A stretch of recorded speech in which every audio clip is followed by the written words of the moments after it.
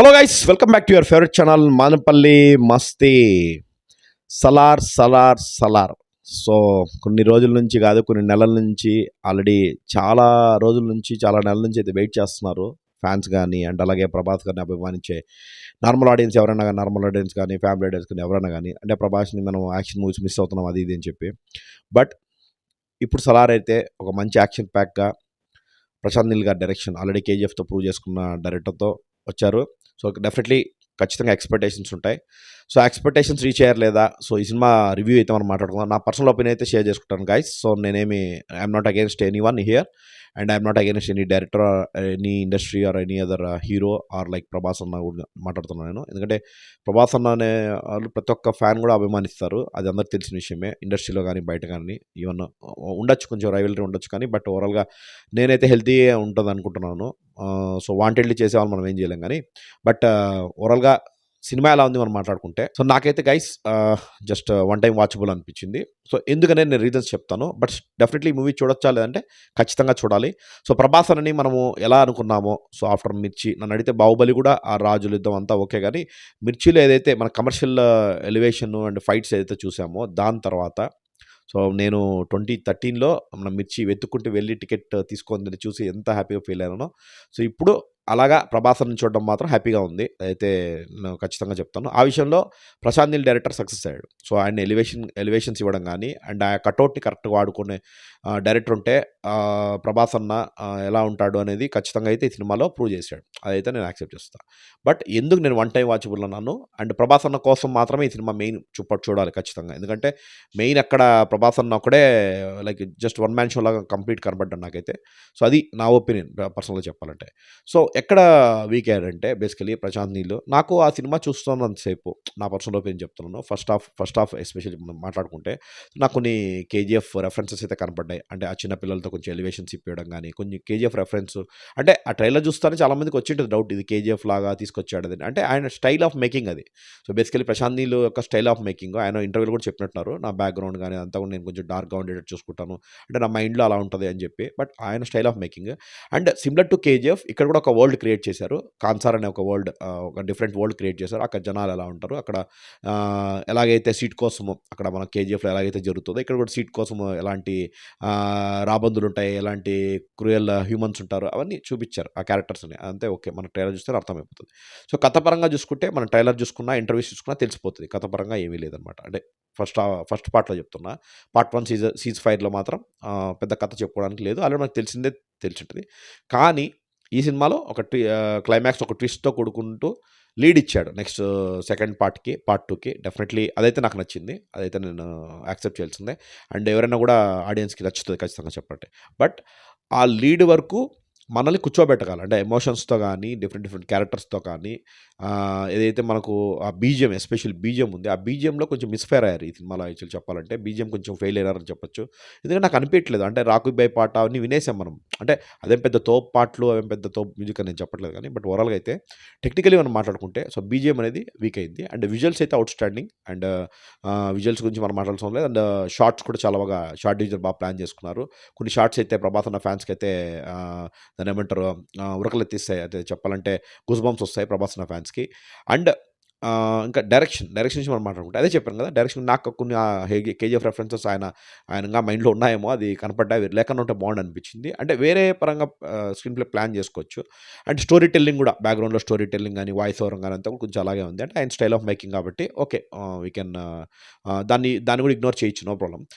Connect అయిన వాళ్ళు చూస్తారు, అది ఇబ్బంది లేదు. బట్ ఓవరాల్గా రైటింగ్లో వచ్చేసి మెయిన్ ఎస్పెషల్లీ వీక్ అనిపించింది నాకు. అంటే క్యారెక్టర్స్ ఎస్టాబ్లిష్మెంట్ కానీ ప్రాపర్గా, అని కొన్ని డైలాగ్స్, సో డైలాగ్స్ నాకు తెలిసి మీరు కూడా అనాలిసిస్ చేసుకోండి, నేనేదో చెప్తున్నాను కాదు. డైలాగ్స్ చాలా సినిమాల్లో మనం గుర్తుండిపోతాయి. ఒకసారి డైలాగ్ చెప్తే నీకోసం ఎరైనా అవుతా, సొరైనా అవుతా అని చిన్నపిల్లలు, చైల్డ్ ఆర్టిస్టులు బాగా చేశారు వాళ్ళ యాక్టింగ్. సో వాళ్ళ అక్కడ ఉన్న డైలాగ్, అలాంటి డైలాగు ఎక్కడ నాకు అనిపించలేదు అనమాట. సో డైలాగ్ వర్షన్లో కొంచెం వీక్ అనిపించింది. అండ్ ఇంకోటి ఏం చెప్పాలంటే క్యారెక్టర్స్ కొన్ని మిస్ఫైర్ అయ్యాయి. అంటే ఏదైతే కాస్టింగ్ ఉందో, ఇప్పుడు ఇప్పుడు 'శృతి హాసన్' అయితే నాకైతే అంత అనిపియలేదు. అంటే ఆమె ప్లేస్‌లో ఇంకెవరన్నా చేసుంటే బాగుండనిపించింది. అంటే ఆ క్యారెక్టర్ ఇంపార్టెంట్ క్యారెక్టర్ కాబట్టి చెప్తున్నా. అండ్ అలాగే 'ఝాన్సీ' క్యారెక్టర్ ఒకటుంటది. ఆమె క్యారెక్టర్ నాకైతే అంత అనిపియలేదు. అంటే అంటే ఆ బిల్డప్ ఇచ్చిన ఆ క్యారెక్టర్‌కి ఇచ్చినంత బిల్డప్‌లో ఆమె నాకు కనపడలేదు. అంటే మేబీ మన తెలుగు ఆడియన్స్‌కి ఆమె ఆల్రెడీ తెలుసు కాబట్టి ఇంతకుముందు కామెడీ రోల్స్ అన్నీ చేశారు కాబట్టి ఈవెన్ క్యారెక్టర్ రోల్స్ కూడా చేశారు కాబట్టి మనకు అనిపించకపోవచ్చు అదొకటి. అండ్ 'శ్రేయా రెడ్డిని' కూడా ఇంకా అంటే మేబీ సెకండ్ పార్ట్‌లో ఉండొచ్చు వీళ్ళందరూ క్యారెక్టర్స్. బట్ 'శ్రేయా రెడ్డి' కూడా నేను ఎక్స్‌పెక్టేషన్ పెట్టుకున్నా. అంటే ఆఫ్టర్ లాంగ్ లాంగ్ గ్యాప్ ఆమె కూడా చేస్తాం కాబట్టి. But 'Bobby Simha' everything they did role.